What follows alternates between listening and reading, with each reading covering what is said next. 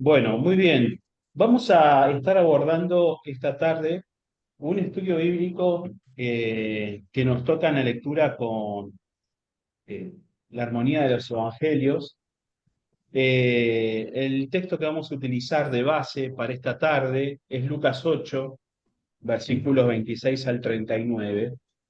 Pero este evento lo encontramos también en Marcos y en Mateo, que es la del endemoniado Gadareno. Y vamos a estar hablando un poquito sobre la batalla espiritual. ¿Eh? No lo denomino como guerra espiritual porque se entiende cuestiones mucho más diversas cuando hablamos de guerra espiritual. Pero vamos a hablar de si una batalla espiritual. Este texto forma parte de un conjunto de textos donde Jesús demuestra su autoridad. El texto que compartimos hace 2 miércoles atrás, que tenía que ver con Jesús dominando el medio ambiente, la tormenta en medio del lago. El texto este de Jesús dominando con su autoridad el mundo espiritual. De hecho, vamos a ver ahora de qué se trata. Y el texto que sigue de Jesús dominando a la muerte. ¿Eh? Estos son tres textos que muestran de diferentes circunstancias la autoridad de Jesús también en diferentes esferas de la vida. Los eventos naturales o el medio ambiente, el mundo espiritual y la muerte. Y nos hablan de la autoridad de Jesús.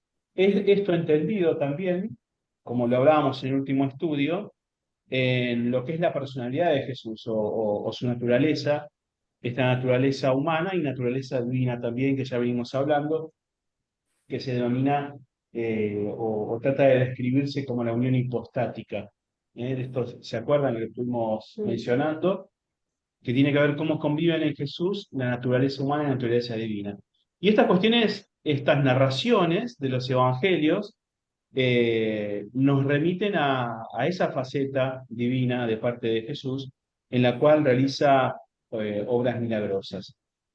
Vamos a estar viendo hoy entonces lo que es hablando un poquito sobre la batalla espiritual, un enfrentamiento que existe en las esferas espirituales basados en este pasaje. Vamos a leer el pasaje de Lucas capítulo 8, versículo 26 al 39.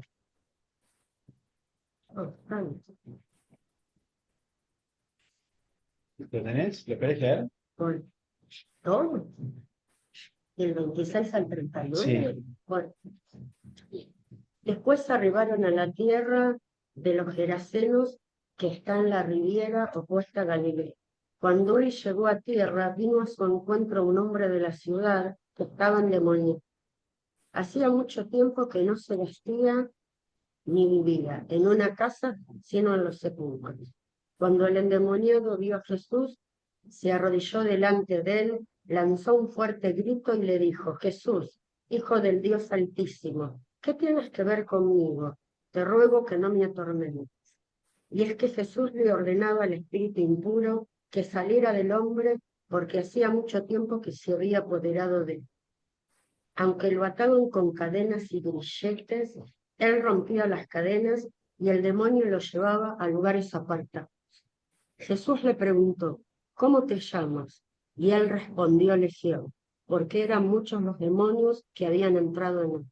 Y le rogaban a Jesús que no los mandara al abismo.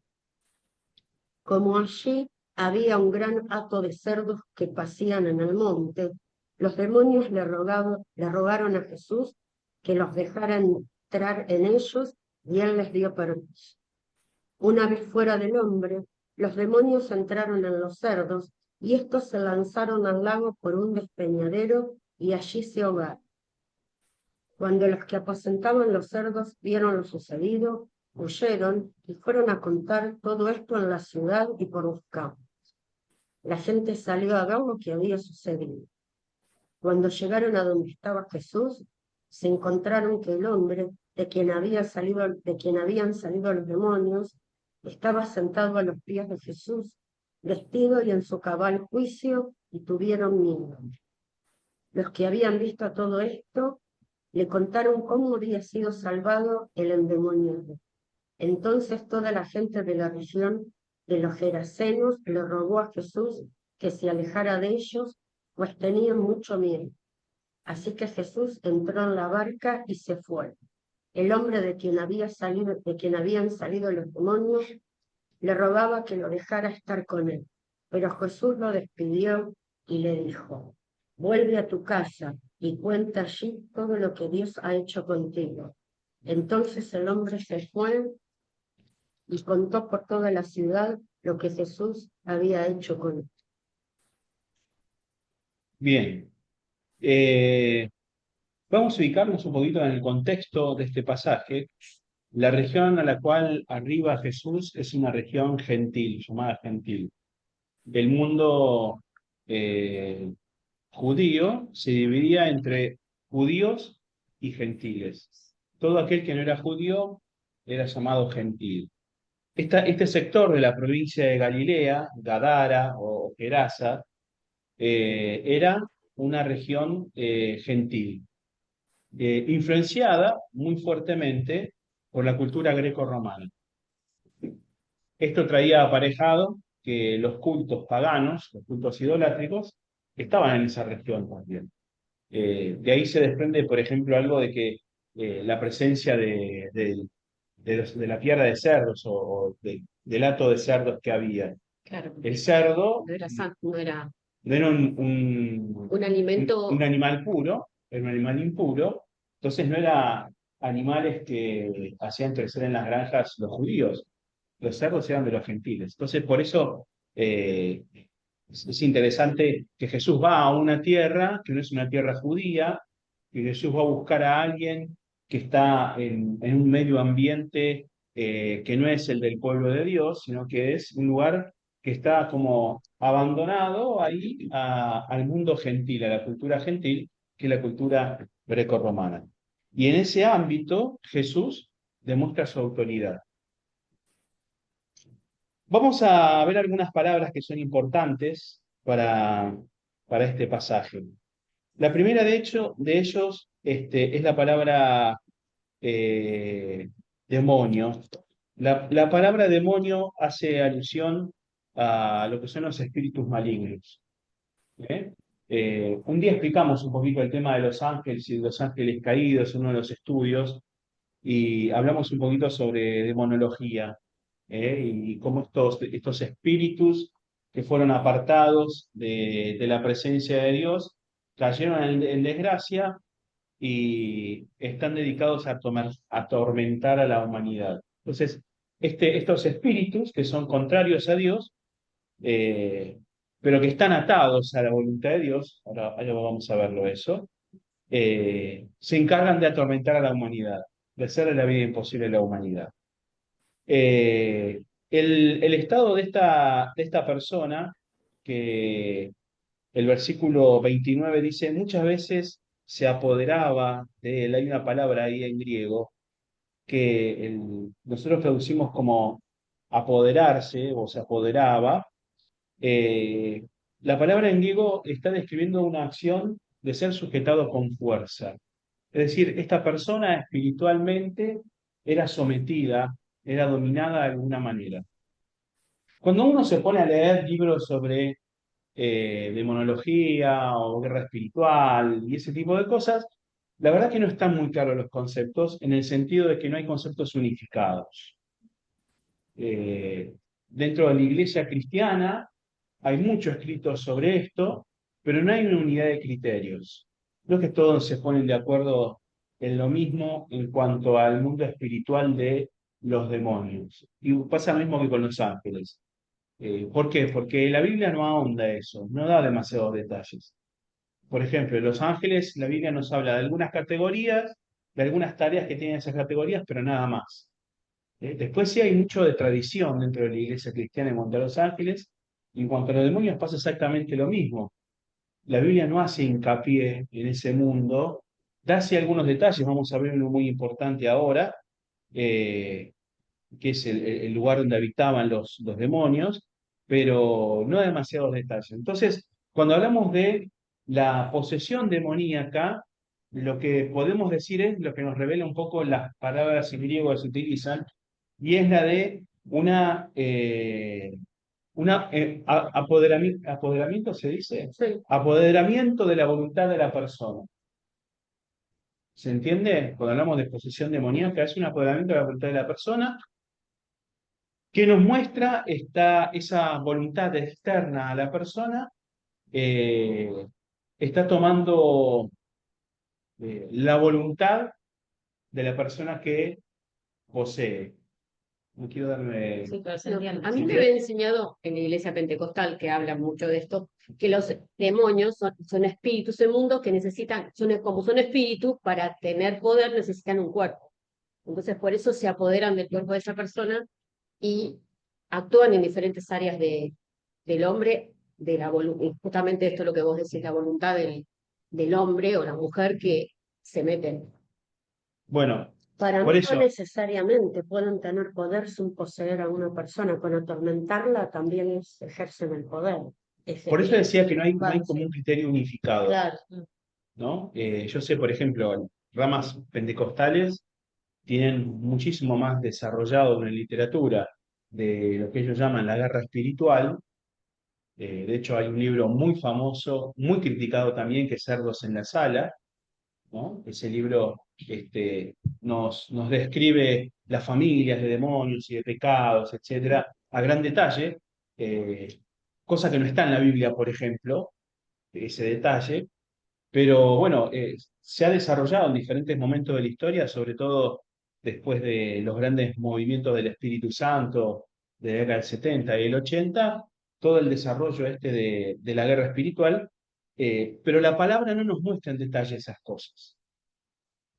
Entonces, podemos compartirlo, podemos ver en la experiencia. Uno, si por ejemplo habla con eh, este señor evangelista Carlos Anacondia. Carlos Alacondia o con su equipo de Anacondia, uno va a escuchar anécdotas e historias sobrenaturales increíbles casi, ¿no? Que no están por ahí descritas en la Biblia, pero que uno en la práctica las ve, cómo las personas le dan lugar al pecado, le dan lugar a- a estas entidades diabólicas, y la Biblia no te explica todo eso, pero uno lo aprende en la práctica, cómo funciona. Entonces, a razón del estudio de hoy, vamos a apegarnos a lo que la Biblia dice. ¿Eh? La Biblia no es exhaustiva en los temas que toca, salvo en algunos que tienen que ver con nuestra salvación, eh, pero en esta cuestión espiritual no es exhaustiva. Entonces hay mucho que nosotros aprendemos de la puesta en práctica de la palabra de Dios y del ministerio que Dios nos da. Uno de esos tiene que ver el ámbito espiritual. Entonces, sí, lo que podemos entender según este pasaje es que esta persona era tomada en su voluntad por lo menos una entidad diabólica. Estamos hablando de un espíritu que la Biblia los denomina espíritu inmundo o espíritu maligno. Bien. Otro dato interesante que nos da el texto es cuando Jesús le pregunta el nombre a esta persona y la respuesta en el versículo 30 es, somos legión, soy legión. Muy interesante la respuesta.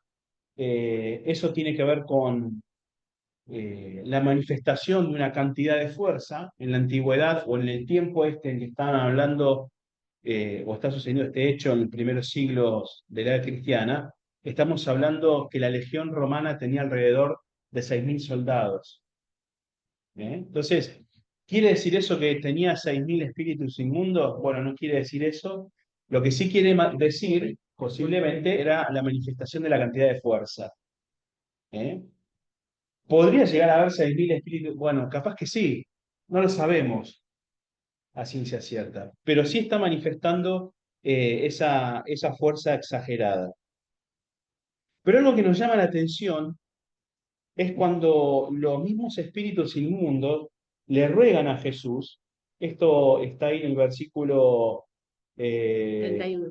32, perdón, sí, tenés razón, Andrea, en el 31, y le rogaron a Jesús que no los mandara al abismo. ¿Qué es el abismo? Se preguntará cualquier hijo de buen vecino. Bueno, el abismo según la Biblia, el lugar donde están encarcelados los demonios. El Apocalipsis nos habla sobre el abismo como un lugar de castigo temporal para Satanás y todas sus huestes. Por ejemplo, yo me anoté acá algunos pasajes. ¿Quieren que veamos algunos pasajes de Apocalipsis? ¿Es el Hades o es otro? No, es otro, Ah. es el abismo. Vamos a Apocalipsis capítulo 9.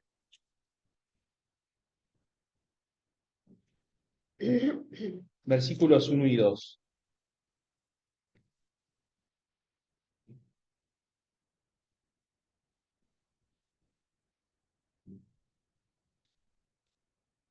¿Quién lo tiene?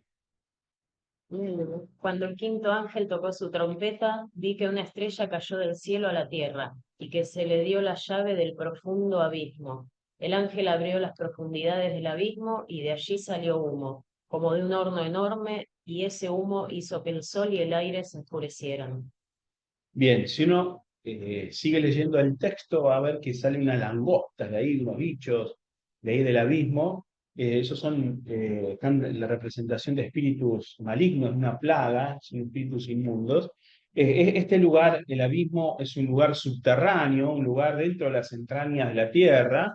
Está ubicado, vaya a saber dónde, pero que funciona como una cárcel, que funciona como un lugar para contener a los espíritus inmundos. Vamos a ver otro texto. Apocalipsis 9:11.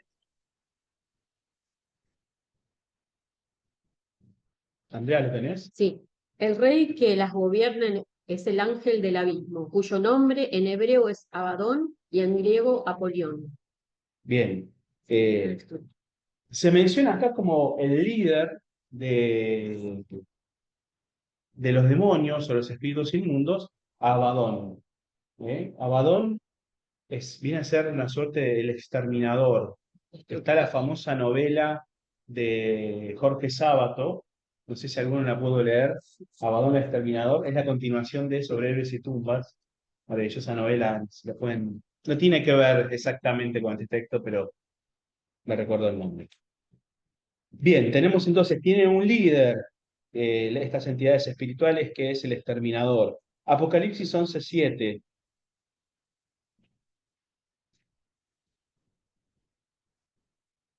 Cuando terminen de dar su testimonio, la bestia que sube del abismo luchará contra ellos y los vencerá y les dará muerte. Bien, acá está hablando de los testigos que están dando testimonio de Jesucristo y viene la bestia y los termina venciendo. Pero que la bestia, ¿de dónde sale? Del abismo. ¿Eh? Vamos a ver otro más. Apocalipsis 17:8.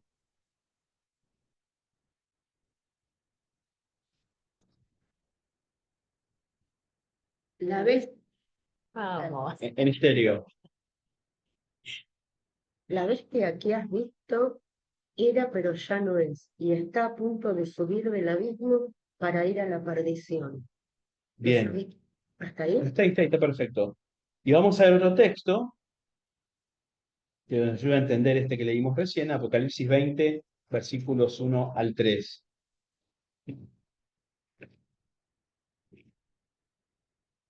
Vi entonces que un ángel descendía del cielo. Llevaba en su mano la llave del abismo y una gran cadena. Apresó al dragón, que es la serpiente antigua, y que es también el diablo y Satanás, y lo ató durante 1000 años. Luego lo arrojó al abismo y lo encerró y selló la puerta para que no volviera a engañar a las naciones hasta el cabo de los 1000 años. Después de esto es necesario que se le suelte por un poco de tiempo. Bien. Tenemos entonces, ¿por qué los espíritus le rogaban a Jesús que no los mande al abismo?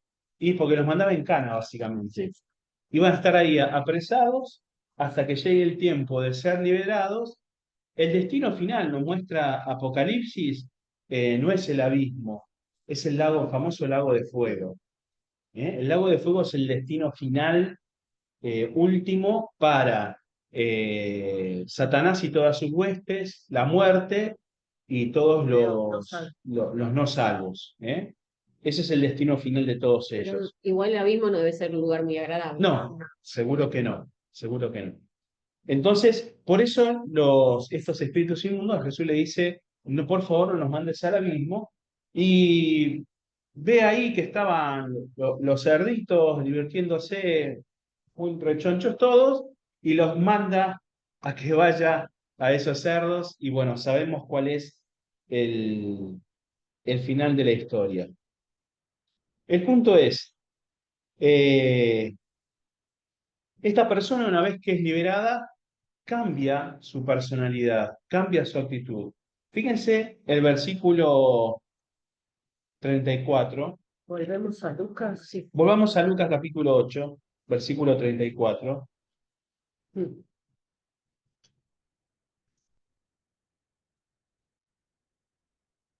Vamos a leer del 34 al 39. Cuando los que apacentaban los cerdos vieron lo sucedido, huyeron y fueron a contar todo esto en la ciudad y por los campos. La gente salió a ver lo que había sucedido. Cuando llegaron a donde estaba Jesús, se encontraron con que el hombre de quien habían salido los demonios estaba sentado a los pies de Jesús, vestido y en su cabal juicio, y tuvieron miedo. Los que habían visto todo esto les contaron cómo había sido salvado el endemoniado. Entonces toda la gente de la región de los Garasenos le rogó a Jesús que se alejara de ellos, pues tenían mucho miedo. Así que Jesús entró en la barca y se fue.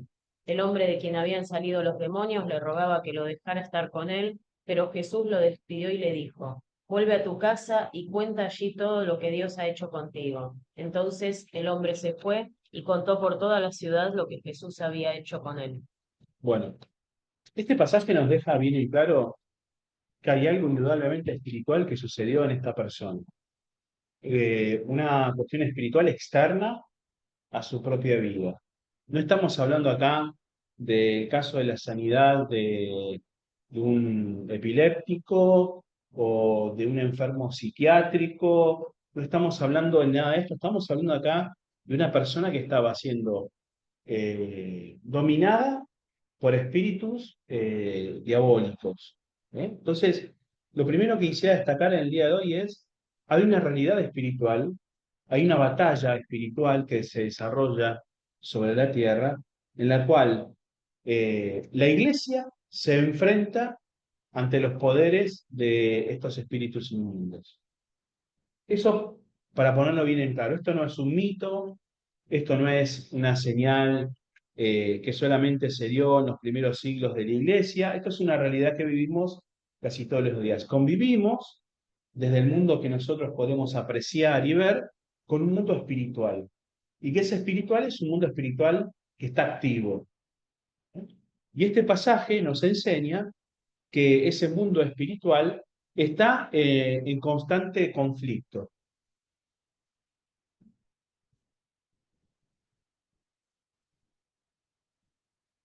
Ahí vamos a ver un texto en Hechos capítulo 16, para seguirnos un poco los evangelios, que nos muestra otro caso de posesión demoníaca, pero con una diferencia. Hechos capítulo 16, versículos 16 al 18.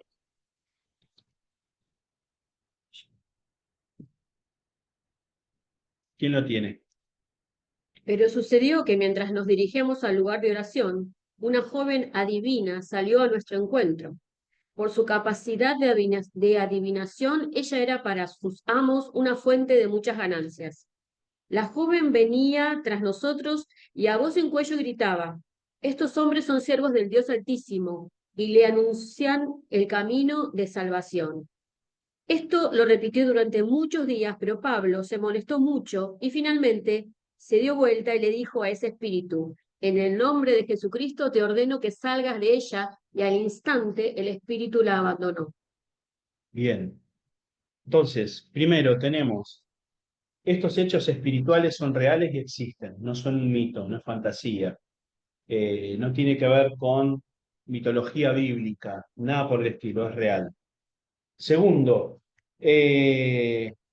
a diferencia con el texto que estamos trabajando en Lucas, acá estamos hablando de hechos, el libro de los hechos, esto no lo lleva adelante Jesús, sino que lo hace Pablo. Si podemos después ver otros eventos que le sucedieron a Juan, que le sucedieron a Pedro, donde podemos inferir que la iglesia tiene esa autoridad en el nombre de Jesús para echar fuera de demonios. De hecho, Jesús lo dijo antes de irse. Jesús lo dijo antes de irse, que nos daba autoridad para hacer eso. Jesús comisiona a los 70 en su momento para sanar a los enfermos, para echar fuera de demonios, y estos volvieron a Jesús contentos porque los demonios se sujetaban, los enfermos eran sanados. Entonces, hay una realidad espiritual que como iglesia tenemos que ser conscientes para llevar adelante, que tiene que ver con ejercer la autoridad en el nombre de Jesús. ¿Por qué? Porque los demonios se reconocen, se sujetan a la autoridad del nombre de Jesús. Hay un evento, ahora no recuerdo el pasaje, en el libro de los Hechos, donde una persona intentaba sacar demonios en el nombre de Pablo y en el nombre de Jesús, decían. Y los demonios se le abalanzaron encima y le rompieron toda la ropa y le decían, a Jesús conocemos y a Pablo conocemos, pero vos no sabemos quién sos. Entonces, la iglesia ejerce una autoridad en el nombre de Jesús sobre el mundo espiritual, porque estos demonios, y Santiago lo dice en el capítulo 2, que los demonios creen en Dios, y no por eso lo obedecen, pero creen en Dios, reconocen esa autoridad de parte de Dios y se sujetan al nombre de Jesús. Y en tercer lugar, estas posesiones que podemos mencionar espirituales afectan integralmente a la persona. A este hombre que vemos ahí, si nos fijamos en los primeros versículos, el versículo 27, dice, cuando él llegó a la tierra, está hablando de Jesús, vino al encuentro un hombre de la ciudad que estaba endemoniado. Hacía mucho tiempo que no se vestía ni vivía en una casa sino en los sepulcros. Era una persona totalmente desequilibrada en su vida. Es decir, no solamente estaba afectado de manera espiritual, sino que su vida, su comportamiento, su carácter estaba afectado también. Entonces, cuando se dan estas incidencias espirituales en la vida de las personas, podemos evidenciarlo por ciertos comportamientos, dicen algunos, por ataduras espirituales, quizás con vicios, por comportamientos de pecado, ciertos comportamientos que no pueden dejar en su vida, son manifestación o pueden ser manifestación de alguna atadura espiritual. Lo pongo esto entre comillas, como para explicarlo de alguna manera.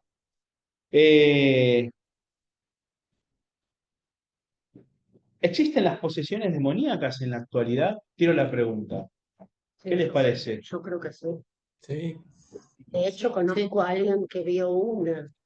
No deben ser tan frecuentes como antes, pero seguro. Yo creo. Andrea, Yo ¿sí? sí. Erika, ¿sí? Sí, sí. Ahí en casa, ¿qué piensan? Sí, Mariana, También. sí. Fede dice que sí. Alicia, también, Alicia también. Bien, muy bien. Les voy a leer a Martin Lloyd Jones, pastor del siglo XX, en un artículo que sacó sobre los cristianos pueden ser poseídos por demonios, es una pregunta, ¿los cristianos pueden ser poseídos por demonios? No, ¿Qué no. piensan ustedes? Yo que no. ¿Pueden ser los cristianos poseídos por Atormentados sí. demonios? Exacto. Poseídos no, pero atormentados sí. En casa, ¿qué piensan? Mariano no está muy convencido. yo creo que sí, pero temporalmente. O sea, porque sé que mi alma le pertenece a Dios y que soy salvo. Pero no, en la escritura no sé si hay algo que dice que no podemos ser poseídos. Bien, El que Tiene el Espíritu Santo Eso en es su verdad. corazón, el que vive con el poder del Espíritu Santo no puede ser poseído. me lo saca. Nosotros tenemos áreas que no dejamos, en mi opinión, en lo que yo aprendí durante 40 años de iglesia, áreas que nosotras no le abrimos todas esas áreas al Espíritu Santo y no dejamos que el Espíritu Santo trabaje en ellas. Entonces ahí los demonios que vienen a atormentarnos, no es que poseen, sino que nos influencian a hacer cosas malas, a no hacer lo correcto y no seguir a Dios en el área esa que tenemos abierta, que no le entregamos al Señor. Bien. Pero posesión de y dar vuelta a cosas y todo eso, Yo en mi creo, opinión. yo creo que no, Fede, porque si somos templo del Espíritu Santo, no nos puede poseer ningún demonio. Claro. Pero sí atormentarnos. De hecho, a Jesús lo atormentaron los espíritus malos. Pero si somos templo del Espíritu, creo que no. Bien. Les voy a marcar la diferencia entre qué pasa con los creyentes y con los no creyentes. Los no creyentes estamos viendo recién, teníamos el ejemplo de este hombre que vivía ahí, que era un gentil, y Que no conocía a Jesús, no conocía es a Dios. interesante No que conocía a lo marque como un gentil o con un ambiente gentil. Esa persona podía ser poseída, de hecho estaba poseída. Ahora, ¿qué pasa con los creyentes? Bueno, Martin Lloyd Jones explica en este artículo que los creyentes no pueden ser poseídos por esta cuestión de la presencia del Espíritu Santo, pero lo que sí lo sucede a los creyentes es que son oprimidos Oprimidos. espiritualmente. Mm. Entonces, no hay posesión, pero sí hay opresión. ¿Sí? Y la opresión actúa en los diferentes niveles de la persona. En el nivel espiritual, en el nivel psicológico, Físico y mental, psíquico, y también en el físico. La opresión diabólica puede venir por males físicos. ¿Sí? Entonces, no solamente pueden ser pensamientos, pueden ser enfermedades, pueden ser malestar espiritual, puede haber diferentes cosas, pero lo interesante de esto es reconocer que hay una acción, así como uno siempre ora por la obra del Espíritu Santo en nosotros, hay una obra diabólica que se contrapone a la obra de la iglesia. Hay una oposición espiritual muy activa en contra de la iglesia y a la cual no tenemos que dejar de prestarle atención. No es el centro de la iglesia, no es el centro de nuestra atención, pero sí es algo que no debemos ignorar. Alguien dijo por ahí, lo mejor que sabe hacer Satanás es hacernos creer que él no existe, ¿no? No sé ni quién lo dijo, pero es muy interesante. Y muchas veces, como creyentes, sobre todo en iglesias históricas, iglesias de muchos años, esta cuestión del ámbito espiritual lo dejamos un poquito de lado. Somos más intelectuales, nos gusta más lo intelectual, hablamos sobre teología, hablamos sobre doctrina, y la cuestión de la obra espiritual, ya sea del Espíritu Santo o ya sea de la obra que se opone a Dios, la dejamos un poquito de lado. Bueno, a no dormirse con eso, porque la oposición espiritual puede quizás ser uno de los males que estamos sufriendo como creyentes y no lo estamos teniendo en cuenta. De hecho, dentro de la iglesia. De hecho, dentro de la iglesia, Dentro de cada uno de nosotros. dentro de cada uno de nosotros. Entonces, ¿cómo le ofrecemos resistencia? Una de las cosas que dice la palabra es que hay que resistir al diablo y huirá de vosotros, pero primero dice sométanse a Dios. ¿Cómo le ofrecemos como resistencia al poder de las tinieblas? Primero, tenemos que tener en cuenta que quien tiene autoridad sobre el mundo espiritual es Jesús y nuestra autoridad viene negada de Jesús. Entonces, nuestra vida tiene que estar centrada en Jesucristo. Eso es lo primero que tenemos que saber. En segundo lugar, Efesios capítulo 2, versículo 27. Vamos a leer. 27. Efesios capítulo 4, versículo 27. Dije 2, ¿no? Sí. Llegaba. 27, ¿no? Sí, es chiquitito. No den lugar al diablo. Bien. Parece chiquitito, pero dice un montón. No le den lugar al diablo.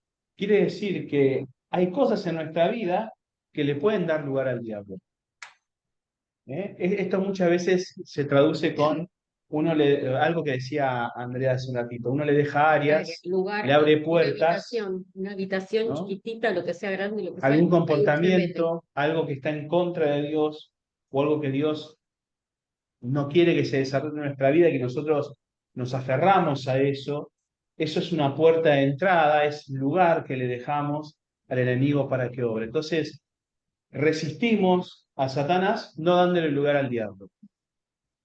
También Jesús nos dijo que cuando eh, que había que limpiar la casa, que limpiar una parábola o algo parecido, Ujú. que limpiaba la casa, tenemos que cuidar la casa limpia, porque si no venían 7 demonios más. Sí, Sacábamos un demonio y si no cuidábamos ese lugar, vienen 7 más. bien, ¿cómo cuidamos entonces? Cambiemos ahí la imagen. ¿Cómo cuidamos la casa? Bueno, el centro de nuestra vida tiene que ser Cristo. Segundo, no dando lugar al diablo. ¿Cómo no le damos lugar al diablo? Por ejemplo, Sacando las cuando cosas. nosotros detectamos un pensamiento, una idea, que sabemos que no viene de Dios, eh, porque es un pensamiento, una idea de crítica o de ira, eh, lo apartamos de nuestra cabeza, tenemos que trabajar en nosotros con la palabra de Dios para apartar esos pensamientos. Se dice muy fácil, pero es un Es una ejercicio cosa. para hacer. Hay un libro que se llama La batalla de la mente. La batalla de la mente, sí. Batalla de la mente, ¿no? De De Joyce Joyce Meyer. Meyer. Sí, Eh, La batalla de la mente, campo de sí. batalla del El mente. campo de la batalla de Campo la de mente. batalla de la mente, que es muy interesante, habla justamente sobre esto, cómo diferentes argumentos que se van metiendo en la mente de las personas van haciendo construcciones, andamiajes, y nos van dominando en la vida, pero todo comienza con una idea, con un pensamiento. ¿Eh? Y Claro. un libro espectacular, Cartas del Diablo a su sobrino. Sí, Ahí te bueno, das cuenta cómo sutilmente el que tienta es genial ese libro. ese es de Lewis. ¿Eh? Muy linda obra. Entonces, centrados en Cristo, no darle lugar al enemigo. Y una buena práctica tiene que ver con las prácticas espirituales. La oración, por un lado, que es un medio de gracia, la oración como una disciplina espiritual, pero también el ayuno. Hay el pasaje de Marcos capítulo 9, nos muestran una oportunidad donde los discípulos no pudieron sacar un demonio de una persona, y Jesús les dijo, hay ciertos géneros, hay ciertas cuestiones espirituales que no se van si no es con oración y con ayuno.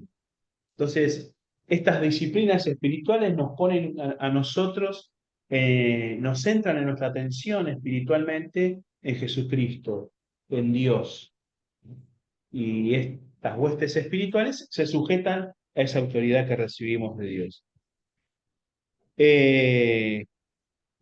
Y para ir cerrando, un elemento muy importante está en Efesios capítulo 6, a partir del versículo 10, que tiene que ver con la armadura de Dios. Esta armadura de Dios, Pablo lo está hablando, eh, está tratando de comunicar verdades espirituales a través de una imagen tangible, que es la armadura de un soldado. Entonces va a ir describiendo diferentes partes de la armadura de un soldado y le va dando un carácter espiritual. Eh, Por ejemplo, dice el versículo 11, revístanse de toda la armadura de Dios para que puedan hacer frente a las acechanzas del diablo. ¿Qué contiene esta armadura? Dice, echen mano, el versículo 13, de toda la armadura de Dios, cuando llegue el día malo puedan resistir hasta el fin. Por tanto, manténganse firmes y fajados con el cinturón de la verdad, revestidos con la coraza de justicia, versículo 15, con los pies calzados con la disposición de predicar el Evangelio de la paz. Además de todo esto, protéjanse con el escudo de la fe, para que puedan apagar todas las flechas incendiarias del maligno. Cúbranse con el casco de la salvación y esgriman la espada del Espíritu, que es la palabra de Dios. Y termina diciendo, oren en todo tiempo con toda oración y súplica en el Espíritu, y manténganse atentos, siempre orando con todos los santos. Describe Pablo entonces, desde una figura que nosotros podemos reconocer, que es la armadura de un soldado, una realidad espiritual. Cómo hay ciertos elementos de la disciplina espiritual que tienen que estar presentes en nuestra vida para hacer frente a los ataques del diablo, los ataques de estas entidades espirituales que andan dando vuelta para destruir a la iglesia. Dice uno de los pasajes que el diablo anda como un león rugiente esperando a quien devorar.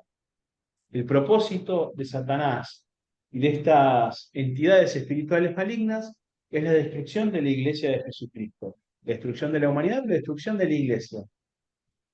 Entonces tenemos que estar preparados, tenemos que estar por lo menos conscientes de que vamos a vivir hechos espirituales contrarios. Y tenemos que saber discernirlos y detectarlos en nuestra vida o en nuestra iglesia. ¿Eh? Y para eso tenemos que estar preparados.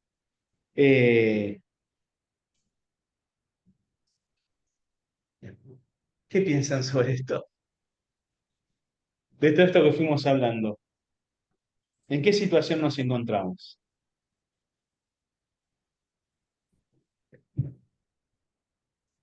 Creo que nos encontramos todo el tiempo en una batalla espiritual.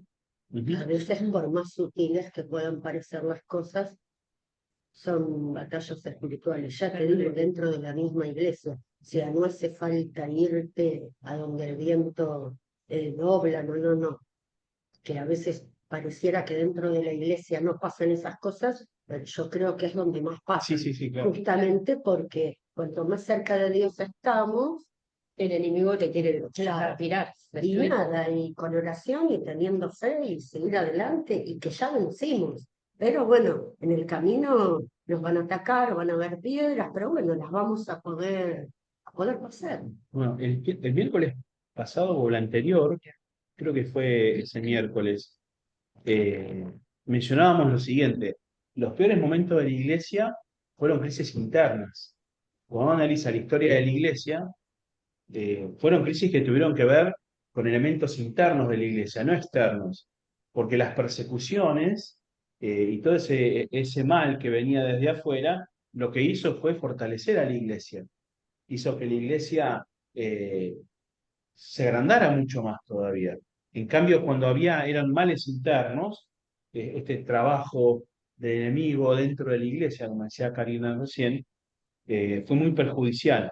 Lo hablábamos en el contexto de los primeros concilios de la iglesia y la persona de Jesús. ¿Qué más? Esos ángeles, digamos los demonios, son los ángeles caídos. Ah, Sí. Sí. Porque a veces uno dice espíritu como que es otra cosa aparte, ¿no? No, estamos hablando de eso, estamos hablando de los ángeles caídos.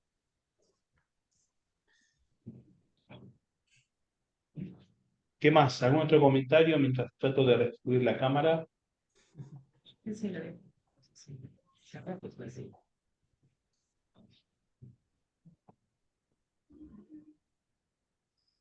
Fede, ¿qué pensás? No, que no sé si era en el libro de Enoch o en el Antiguo Testamento, que mencionaba que daba la definición de demonio como espíritus de los gigantes estos llamados, creo que neferines, que eran los hijos de ángeles caídos con humanos. No sé si alguna vez lo escuchaste. Sí, lo escuché. El problema que tenemos con el libro de Enoch es que es un libro apócrifo, ¿viste? Sí, Entonces, y a partir de ahí podemos llegar a creer en cualquier cosa. Eh, sí, es un pasaje bastante oscuro, creo que habla algo así que eran los hijos de los hombres con las hijas de Dios, algo por el estilo, creo que No, marca, los hijos de Dios con las hijas de los hombres. y de ahí salían los gigantes. Eso está en la parte de Sí, en Génesis, de en Génesis. Génesis. Sí. Pero no hay más explicación sobre eso. ¿Viste? De hecho, la Biblia no explica, cuando habla de gigantes, no explica de qué está hablando. Si eran personas altas o si está hablando de gigantes. Pero ahí habla también de lo que fueron los grandes guerreros y que se supone que son los lo que los mitología griega y romana tomaron como los dioses Sí, del bueno, Olimpo y todo ese lugar. En los libros que yo he leído y más o menos que he escuchado. para no irnos demasiado, pero Mm. el texto de Génesis es escrito en un contexto también de su época, donde había muchos relatos, nos han llegado relatos de Babilonia, relatos sobre héroes como Gilgamesh, por ejemplo, uno de los héroes babilónicos, eh, que son relatos que datan de, del texto de Génesis, ¿no? De los relatos también. Es más, hay relatos babilónicos y asirios muy similares en cuanto al diluvio, en cuanto a la creación.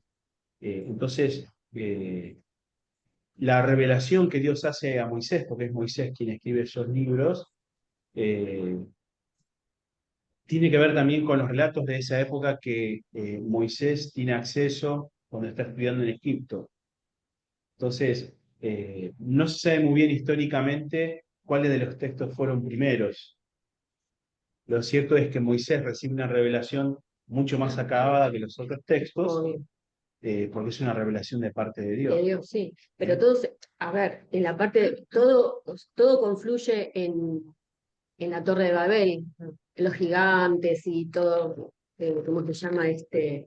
Hay un Nimrod y todas esas personas Sí, que ahí sale la diosa de acera y todos esos cosas, y ahí el Señor que confunde los idiomas, y ahí es como que nacen todas las religiones paganas, confundirse, y todos tienen el mismo origen, el diluvio, todo, todo, todo. sí, sí, O sí. sea, y el Señor pone, me parece a mí, que el Señor pone en limpio todo eso que se fue pasando de generación en Se generación. fue degenerando, digo. Claro, pero no degenerando, porque si vos ves que todas las civilizaciones hablan de un diluvio, hablan de gigantes, la mayoría, las grandes, ¿no?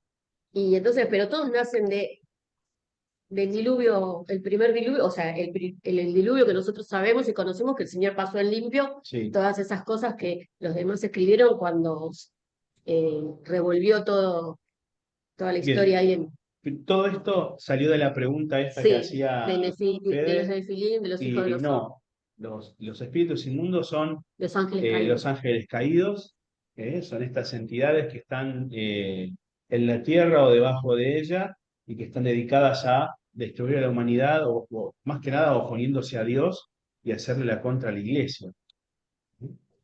Mm. Es un mundo real y que está totalmente activo. Tienen la misma característica cuando habla de que Satanás vino a robar, matar y destruir. Y si es el que manda, digamos, todo el resto para abajo es igual. Y acá en Efesios 6:12 dice, la batalla que libramos no es en contra de gente de carne y hueso, sino contra principados, potestades y contra los principados que gobiernan las tinieblas de este mundo, contra huestes espirituales de maldad en las regiones celestes. Ahí te dice todo. Sí, sí, sí, sí, es así.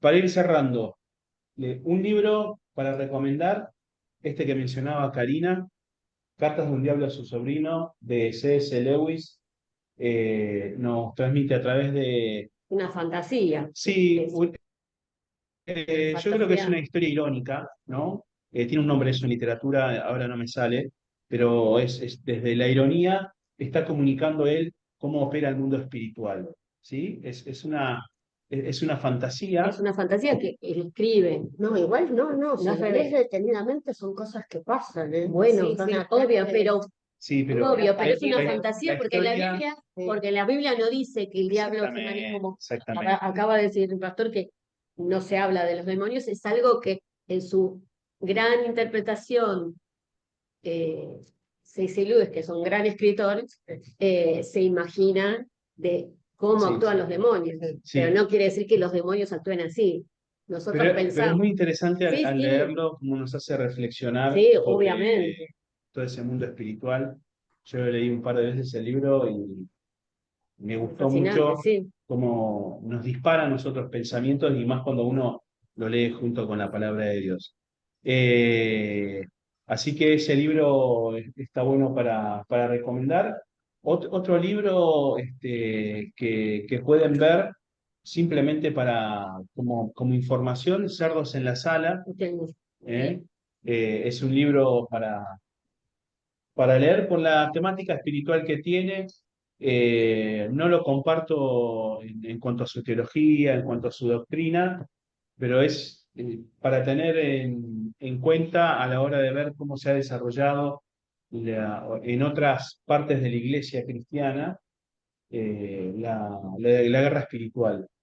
Es un libro chiquito, cortito, fácil. ¿Qué autor? No me acuerdo, no me acuerdo el No, apellido. Cerros en la Sala. Cerros en la Sala. Después te lo presento. ¿eh? No lo leí. Pero a título Tiene la lista de informativo. todos los demonios, de Sí, clases de sí. demonios y cosas. Es fascinante, es muy loco.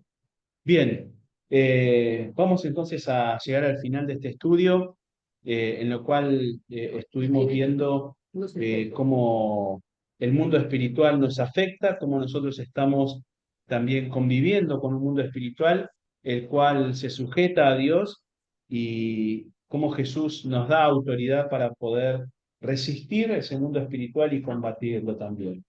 Así que el miércoles que viene vamos a estar con un nuevo estudio bíblico seguramente encontrándonos.